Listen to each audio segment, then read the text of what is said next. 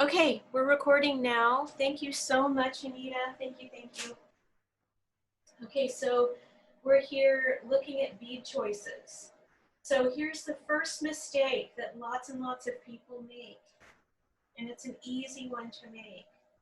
You may not see the difference because we're looking through a camera on a screen, but when you are trying to make a bead decision, either if you're looking at an online store and you're seeing a picture on a screen that's been taken with a camera, or now you're looking through a plastic case into the beads inside the plastic, you're not going to get an accurate read on what's going to happen when you get the beads onto your yarn. So here's what I do. I'll take a strand of yarn, and here's my little crochet hook, and you actually don't need to crochet hook a stitch. You can actually do it anywhere. So I have a couple beads on there, and I'm just gonna pick the strand up from anywhere and just slide the beads over. Whoop, whoop. There they went. Push them down. And I can do the same thing with the other bead color that I have here. And there's many, many other choices, of course, that I could have made. I'm gonna talk about that for a minute. They kind of don't look dissimilar from each other just from that. So here's a really, really important thing to remember.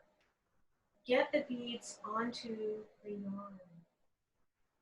And so you're looking at only one bead at a time, and just assess it. You can assess it for lots of things. And here's another thing I do. So you might look at it close and far, because far away is how people are going to see your item being worn on you. They might see you from across the room. And so, you know, to be safe, a lot of knitters choose a bead that matches their yarn, but what happens is your eye makes it the same color, so even if it's just a little ways away, you really won't see the bead at all. So in this case, do you see the kind of, now in value or how much light or dark is in the color, they're similar. This pink is really similar to the pumpkin spice color. But look what's happened. Look what happens when I get both of them together. Something kind of magical happens because the pink picks up the pink bits in the Harlequin robot colorway. Something that didn't happen for me, sorry, go back to the silver beads. It's a nice warm metallic silver color, but it just didn't have the same magic for me. So that's what I did. I picked the pink. And guess what? You're going to see that next time. Now, here's my, I know this isn't everybody's cup of tea, but these are my yarn choices for my second sample that I'm still in progress making. And this is an actual bead order that I made from an online bead store. Because I had nothing, believe it or not, I had 0 beads in my stash that would be anything like either one of these colors. So I just went for it. And you can see that I got 5 different beads. And if it's okay with you, I'm going to test each one, and then we'll see. Because I actually have not chosen yet. So here's my yarn bead. And you can maybe tell just right off the bat, okay, I know we're looking through plastic, but each one of these is going to have a very, very different effect. These are all Miyuki beads. They're beautiful. This one is a galvanized, Duracoat galvanized, so it's a metallic bead. This one is a sort of a lemon yellow lined crystal. This one is what's called a, oh gosh, it's sort of a dichroic glass that's very luminous, chartreuse. And this is what's called a magic bead, which has an extra sort of glow in there. It's sort of olivey green. And then this one is what's called a rococo bead. It's fascinating. It has 2 different colors. in the finish. So sometimes you see one color and sometimes see another one. So not to belabor the point too much, and I know that you're looking through a screen.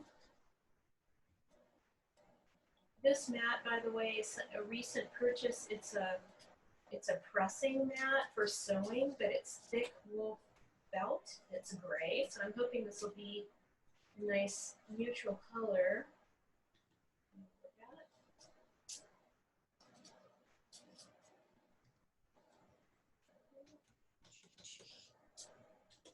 Tricky packaging here.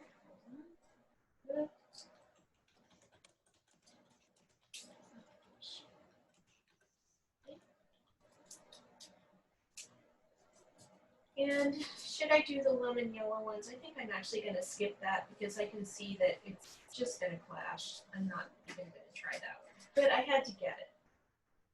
I had to get it. Okay, so I'm going to take my strand of yarn. You'll notice that it isn't even an end. It's just somewhere in the middle because the end of my yarn is actually involved in it. But that's okay too. So just exactly like we did before. So here's my first color. It's the metallic there. And look what happens when I put it onto the yarn. It's totally different effect than when I had it just in the plastic package, to my mind. And if we get the other yarn in the picture, look what happens then. So I don't know. I would say that's definitely in the way. Okay, trying to get some of these Rococo beads. Really fascinated by these. So there we go. So tangling my there. And just like we said before, kind of getting them one at a time on there. It's kind of fascinating, the two different colors. I see both colors on there. They have a glint because the whole of the bead is square. And wow, that's kind of interesting. Really subtle and fascinating. And our third bead is going to be this magic olive green.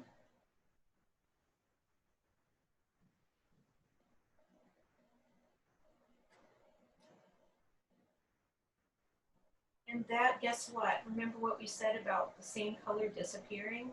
That's exactly what's going on with that. So that's probably not going to end up being my bead choice. And then I've got one other color to try.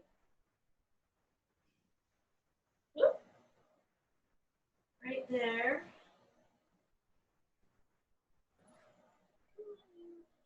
These have a way of misbehaving for me in front of the camera. All right. Okay, here's this other one. Now, that is interesting. I think this one is actually more subtle than the other two. And wow, look what happens when I put that other green next to it. It's kind of wonderful. I was totally not expecting that to happen because look at this bead in the package. It's totally chartreuse. Like it isn't even remotely close to these colors. But look what happened when I got it onto the green. Amazing. It sort of picks up some of the highlights somehow when it's filtered through the green of the yarn. Fascinating. Okay, I'm gonna pop back over here. I'm sorry I wasn't at my computer. Now I'm admitting the people that were asking. And where am I? I'm here. And there you all are. Hi. Hello. So, any comments about that? I'm hoping that that little demonstration was very instructive for you. I like the way that you put the bead instead of trying to pull it through because the crochet hooks are so tiny at the hook part that you push it with your finger Thank you. up, Excellent. and Thank I you think so it makes much. it much easier. Yeah. I'm going to try that. So you actually can't do it the other way. What? You can't, so many people in their instructions for beading, they say pull it through the bead, but it's very, very hard to do that. I mean, you can do that if you have something like a dental floss threader, but that's finicky and takes a long time, and I'm way too impatient to use that. So I figured out a way to use a bit of tension on the crochet hook, and that's how you develop speed with that technique. So give that a try. I'm glad you mentioned that, Rochelle. Thank you. Any other comments about specifically choosing beads? Hi, Sibia. Would you mind showing that demonstration one more time? I just got into the room. Hey, Hi. well, okay, we'll do a little Sorry. recap. We'll do a little recap here. Okay. Okay, so going back, whoop, not that one, this one. Okay, so going back to my little demo here. So what I did is I put a few beads of each kind that I wanted to try, and I strung them on, or actually hooked them on with a little crochet hook. And you see how each one has its own character. And I still haven't decided, by the way. You know, it could easily be that one. I think that's pretty great. This one certainly has some nice qualities about it, too. This one, I've decided no, because it blends in too much with the yarn, which I couldn't have known from just looking at the bead in the package. And then the last bead was the one that I'm kind of really enamored of right at the moment. So there you go. I think it's going to be great. Pretty. So does that help? Yes, thank you. You're very welcome. Okay, let me come back over here.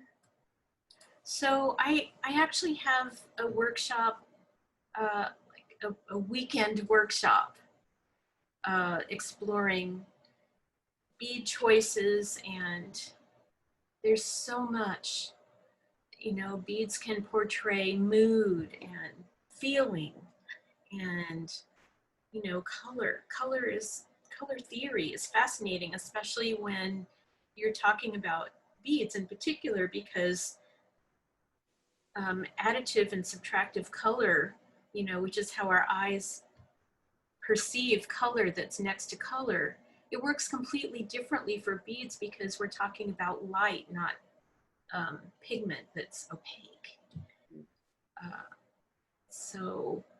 Someone's asking, do you have a favorite bead manufacturer? So probably most of you know that I prefer Japanese beads, just because they're more perfectly made and the holes are bigger, so it's less frustrating for us to knit with them. And also, I have to say that Japanese bead makers are pretty fabulous, especially lately. They've been coming up with permanent metallic finishes that are, I think, are fantastic with fiber and knitting and yarn. Just really, really make a pop in your knitting without being like horribly garish. So they're just beautiful. So the two main bead manufacturers in Japan are Miyuki and Toho. And I buy all, there's also other smaller ones too. I kind of buy whatever works for me at the moment. And I have lots of different online stores that I buy from. I don't really play favorites. Sometimes I order wholesale and then I go to wholesale manufacturers, and sometimes I just have to have something quick and I go to a retail place, just like you guys do. I think these were from Caravan Beads in Maine, which is a wonderful family-owned business that carries Miyuki beads. I like them a lot. Is one tube enough for the shawl? Oh, good question. So who asked that? Michelle? Rochelle. Okay. It depends what size your tube is. So here's the deal. Size 6 beads, which I'm using today and which I recommend you use for this shawl, are about 12 beads to the gram. So you'll need a little less than 10 grams. That's a pretty small amount, really. You don't need a ton. But then you always want to order more than you need. And it's also lovely to have a few beads on hand for just in case you want to test them for your next project. Someone's mentioning a Flegel beader. Those are great. I am so fast at using a crochet hook because of what we mentioned before, the little bit of tension that you can get with it, that I am sort of like an old dog with new tricks. I kind of stick with what I'm very good at. But I know lots of people swear by Flegel beaters. Gee, I was gonna say a lot more about this, but unless anybody has a question. So I normally will order several kinds of beads at a time because it's really hard to judge from either if you're lucky enough to have a bead store that you can actually go into right now, which I don't know anybody that does, but even if you did, it would be hard to judge through the plastic case. Even if you had your yarn there with you, it'd be hard. It would be hard to judge. So the best idea, I think, is to get a few different types and really try them out well. And you know, here's another thing. So I've kind of sort of made a decision about these beads, but you know what? I haven't made a final decision. So when I get to the last clue, and I'm not going to give it away, but when you get to that stitch pattern that you're going to be placing beads in, that will also affect your choice. So the stitch pattern itself will be part of your decision. Just saying. Oh, It's all fun. just keep us laughing, Sylvia. It's good.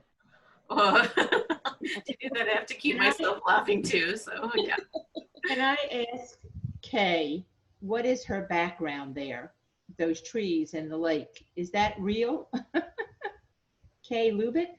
Yes, that is real. I'm in Flagstaff, Arizona. We're in the middle of a beautiful thunderstorm, hoping to get some rain because we're in a major drought. But that is I go by that view every single morning when I take my walk. And one day I took a picture of it. Sylvia's been here to our beautiful town. And I would love to come back. Such a beautiful place. People think Arizona is all desert. This is Arizona in the mountains. No, it's high desert and it's just lovely, beautiful, every bit of it. I've lived a lot of different places, just to tell you a little bit about me. And one of the many places I've lived was in Santa Fe, New Mexico for a bit. And that's where my older son was born. This is 40 years ago. But it's kind of similar to that environment. And I love it so much. It just, the sky, the mountains, everything. So beautiful. So Cool. okay, so unless people have more questions, and I just want to mention that the Ravelry forum is there for you as well. If you have any questions, comments, if you want to post pictures of your progress or see what other people are doing, it's really, really fun. And there's been a lot of discussion. However, it's been quiet the last day or two. So just chime on in. So I have a question. It's Francine. I saw that someone was already blocking what they had done to this point, and I wondered, is that helpful? Very good question. Thank you, Francine. So yeah, and it is helpful. Okay. So and actually that's a great segue for me to talk about the structure of the piece. So you've done the right side. Now you're doing the left side. And so you have these pieces that are just sort of like, you don't know what's going to happen with them. Right. It's always a nice thing to go ahead and block. And I do it frequently as a designer if I'm designing. And in fact, I did that when I was designing this piece. And every little bit of progress, you know, I went to the blocking board and did a full-on wet block with wires and pins and whole thing. Okay. And it really, really gives you a good idea of what you got. Okay.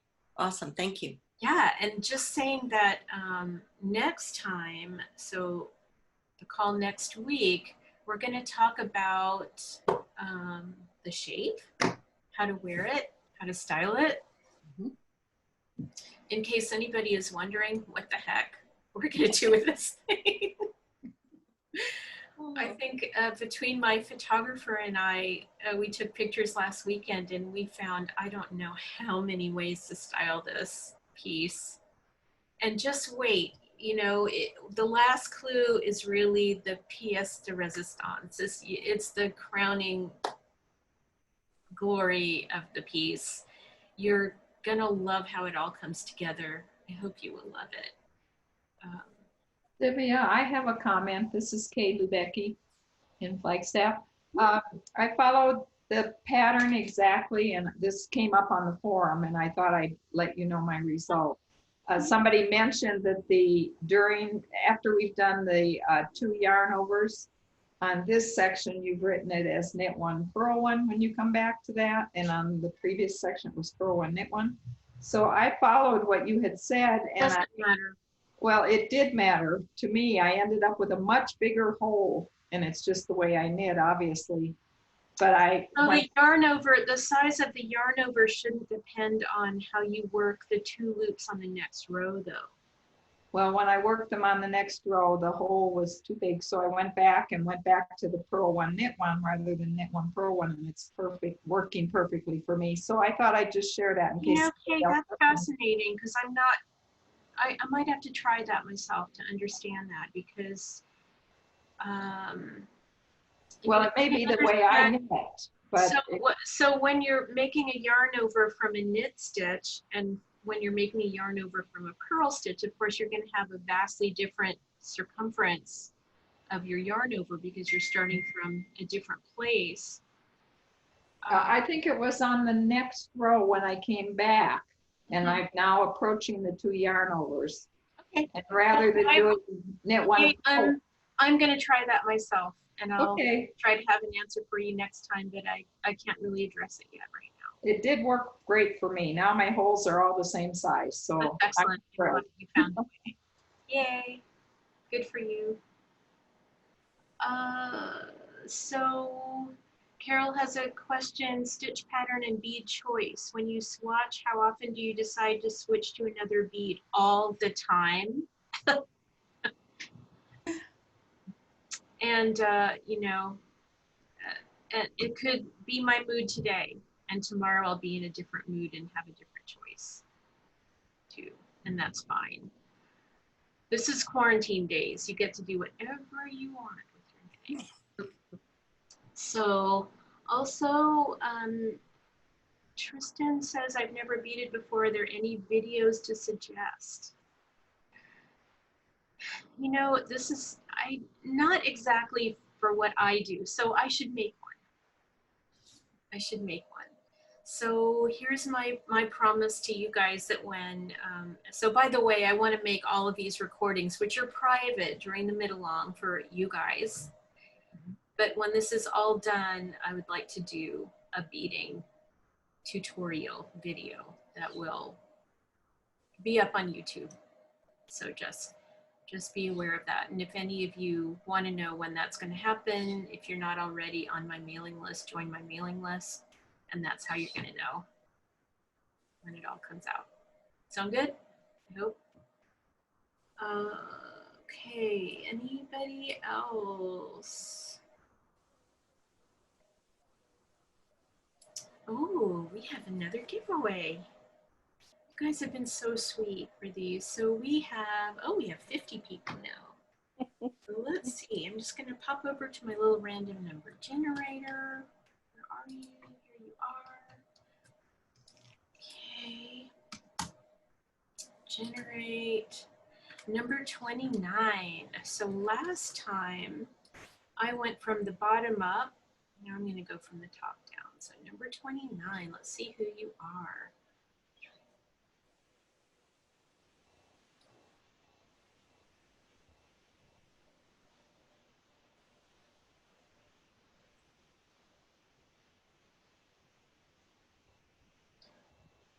Okay, Carrie Gruber, where are you? Right here. There you are. Yay. Okay, Carrie, Yeah, do you know how to contact me? I believe I do. Yeah, I know your design website. You can contact me through my website or Mhm. through Ravelry, or I think my email address is actually on the pattern. I'm not sure, but I think it is. Any of those ways, contact me and we'll get your gift patterns to you, okay? Thank you. I love your patterns. Welcome. Oh, thank you so much. Mhm. Okay. Can I just, oh, I'm sorry. Yep. What?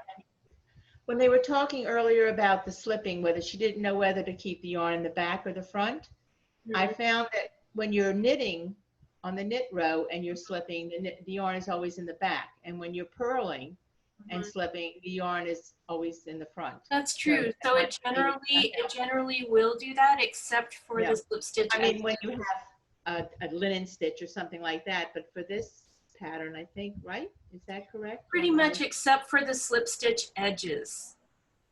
Correct. So those are a different case. Those are always in the front. slip with the yarn in front. Yeah, but yeah, generally. Okay, what was I? Okay, oh, somebody is asking for the link to the Ravelry forum. I don't think I ever put it out there, but if you go on Ravelry and you search my name under groups, just type in Sylvia Harding, you'll get it. There's only one that I know of. Maybe there's more. But there's one that's active, so just come on in. Very welcome to come. Okay, everybody. Thank you so much for coming. And okay, somebody's saying just Sylvia does it. Yeah, I bet that's true. Okay, well, everybody have a wonderful week. Enjoy your knitting, and we'll see you next time. Thank you, Sylvia. Thank you. Bye. Everybody. Hi, Thank you Sylvia. very much.